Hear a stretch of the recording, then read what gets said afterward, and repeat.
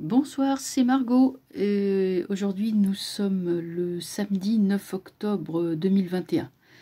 Voilà une vidéo que je vous fais. Bon, c'est vrai que j'ai été bien occupée.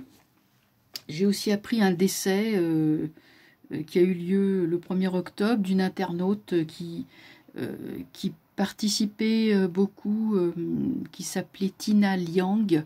On voit les petits mots qu'elle mettait sous les vidéos. Voilà, elle était tout à fait charmante. Elle a disparu brutalement vendredi dernier. Donc voilà, je voulais lui rendre hommage. Je l'ai appris, c'est vrai que bon, le jeudi je lui parlais, le vendredi elle était plus là, donc c'est quand même c'est quand même assez c'est raide quoi, c'est dur. Donc voilà, je la salue de là où elle est. Voilà ce petit hommage que je tenais à lui rendre.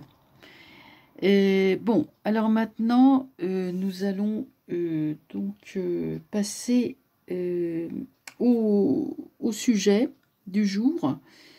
On va faire le point sur la situation. Bon, on voit quand même que là, la contestation se fait de plus en plus forte. Je ne sais plus si je l'avais dit, mais c'est la Pologne à présent qui veut sortir de l'Union européenne. Et donc l'Empire, il est en train de s'effondrer. Hein.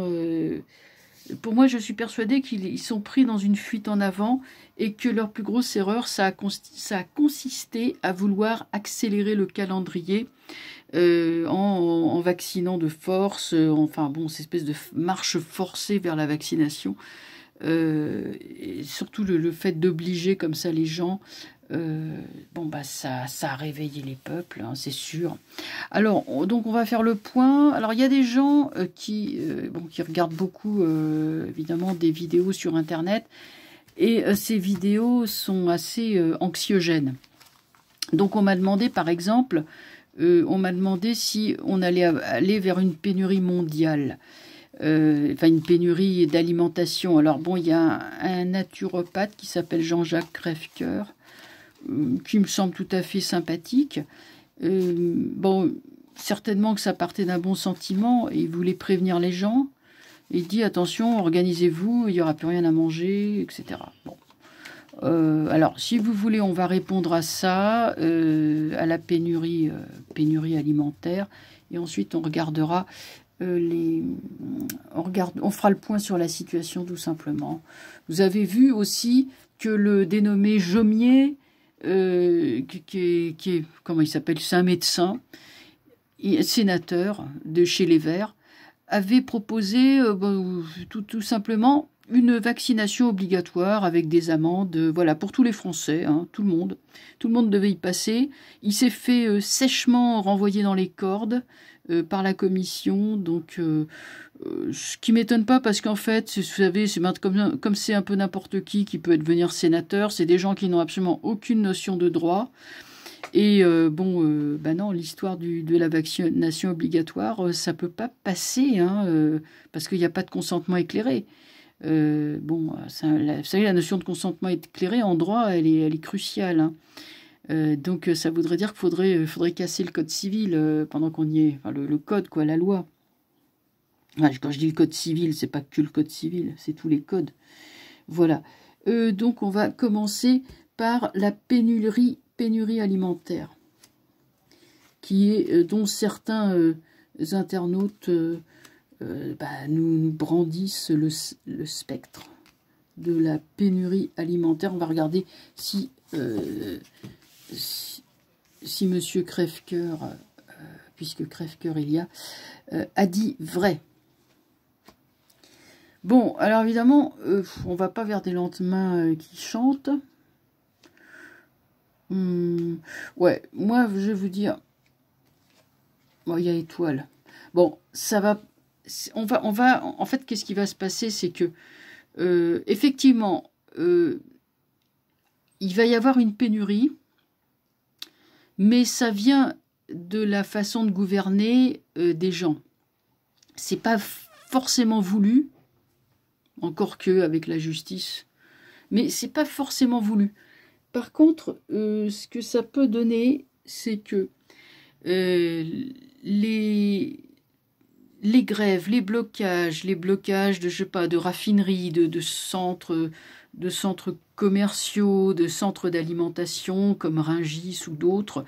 S'il y a des blocages, ça va forcément emmener des pénuries. Il n'y aura plus rien dans les rayons, mais c'est surtout les gens vont se précipiter, vous voyez, ils vont se précipiter pour acheter tout ce qu'il faut.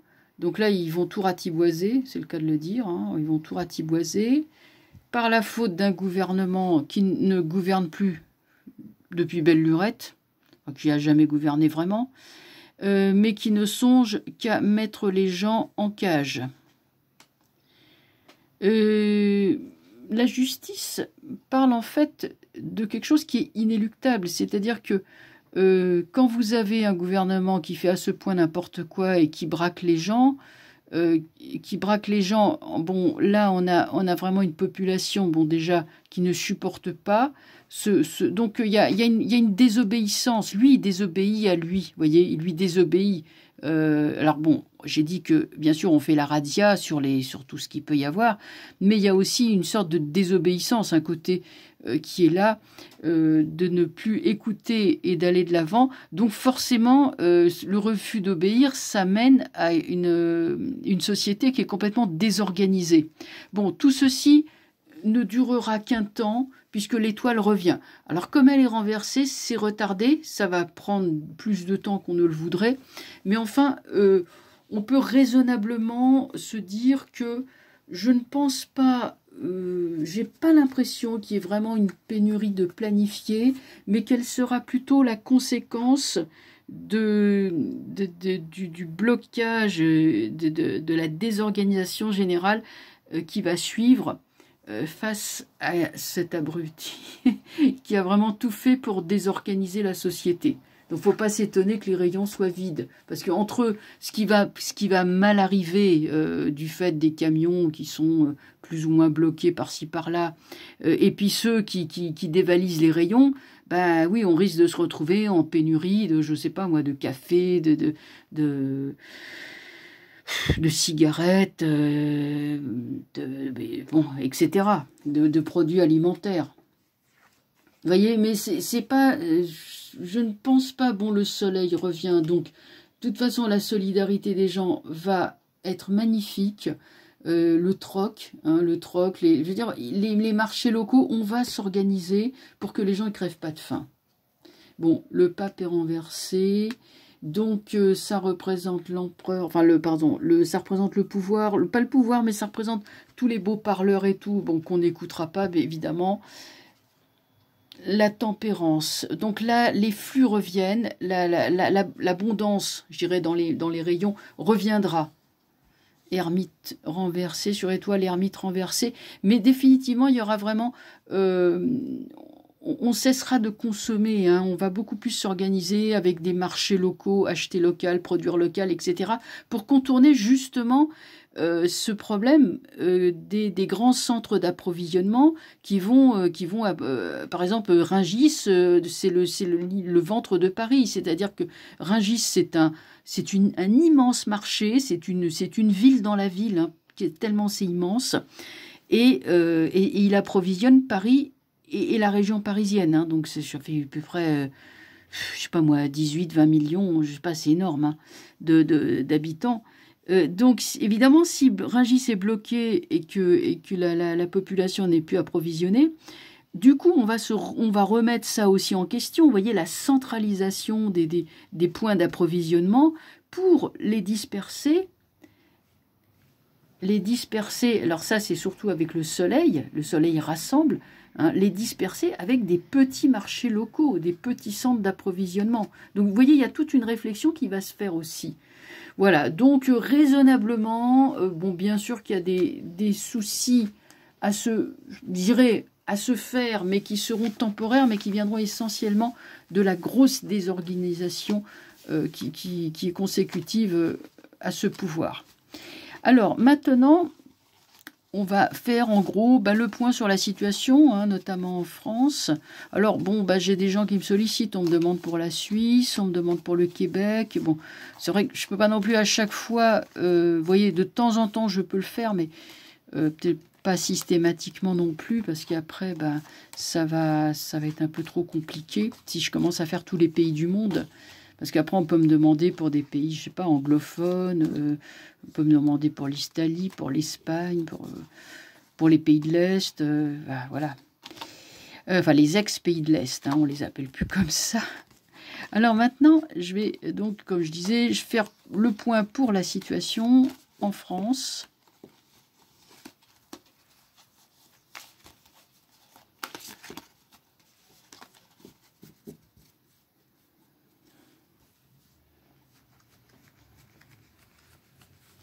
Et on va regarder ce que nous donne, en gros, comment ça va se passer.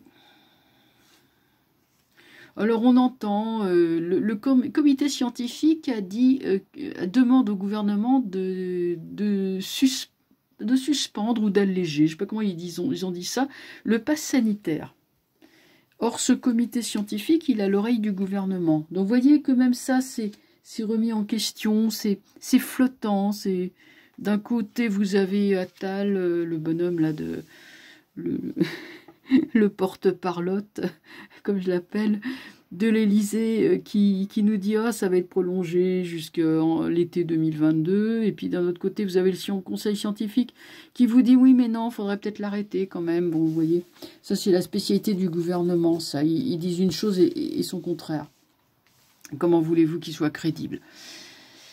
Alors, le point sur la situation, eh bien là, vous voyez, avec l'amoureux, là, on est à la croisée des chemins. Alors, on se demande, bon, quelle stratégie on va choisir, etc. Mais aussi, on se rassemble. L'union fait la force, voilà. Évidemment, en face, nous avons l'arcane sans nom. L'arcane sans nom, ben, c'est toujours pareil. Le gouvernement est dans la fuite en avant et il ne sait que couper dans le vif, brimer, opprimer. Voilà, c'est tout ce qu'il sait faire. Il est stérile. Il est stérile et c'est toujours les mêmes cartes qui sortent. Hein. C'est quand même incroyable ça. Donc toujours le gouvernement, toujours avec ses mauvaises intentions de despotisme. L'empereur. Ah, quand même, vous voyez, il y a l'empereur. Alors je vais le recouvrir parce que je ne sais pas. C'est toujours un peu ambigu, comme c'est une carte de pouvoir. On ne sait pas s'il est bon ou mauvais, ce pouvoir. On les recouvre.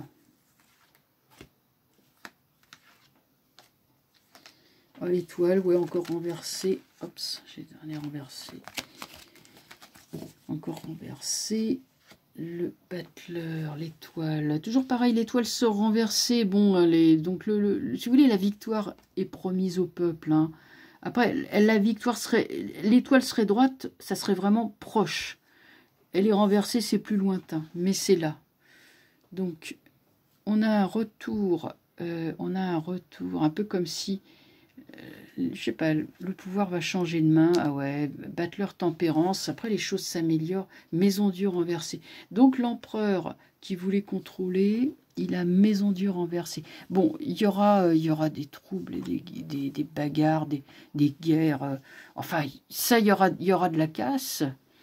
Mais il y aura surtout la chute du pouvoir. Alors là, je veux dire, l'empereur avec la maison Dieu renversée dessus, c'est la chute du pouvoir actuel. Je suis vraiment là claire. C'est la chute du tyran. C'est un tyran qui tombe. C'est clairement dit. Face à la détermination du peuple et la promesse qui est là de libération, même si elle est plus éloignée parce que c'est évidemment très difficile en ce moment. Là, regardez comme la créativité, le renouveau revient sur l'arcane sans nom qui a tout détruit. Ça, c'est le printemps qui revient. Et regardez sur cette carte comme l'ange. C'est un ange qui vient nettoyer tout ça. Vous voyez, l'ange de la guérison. Donc, vous voyez comment on est. Le mal est circonscrit et entouré par le bien. Je maintiens donc qu'il y a chute d'un tyran. Chute d'un tyran parce qu'en face, il y a un peuple déterminé et qui réagit, qui ne se laisse pas faire. Donc, alors, vous dire quand ça va se passer.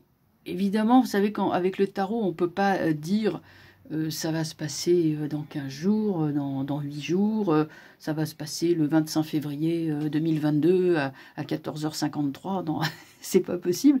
Mais par contre, j'ai quand même l'impression que c'est plus proche qu'on ne pourrait le penser. Bon, moi, mes tirages de cartes, en général, ils s'étalent sur 1 an maximum. Mais là, en l'occurrence, j'ai l'impression que c'est plus proche. Parce que moi, ce que je vois quand même, c'est une espèce de... Quand je pense au pouvoir, je vois une espèce de gros géant moche, avec une espèce de cuirasse, là, des plaques comme ça, puis les plaques, elles tombent les unes après les autres, c'est comme si c'était des grosses écailles.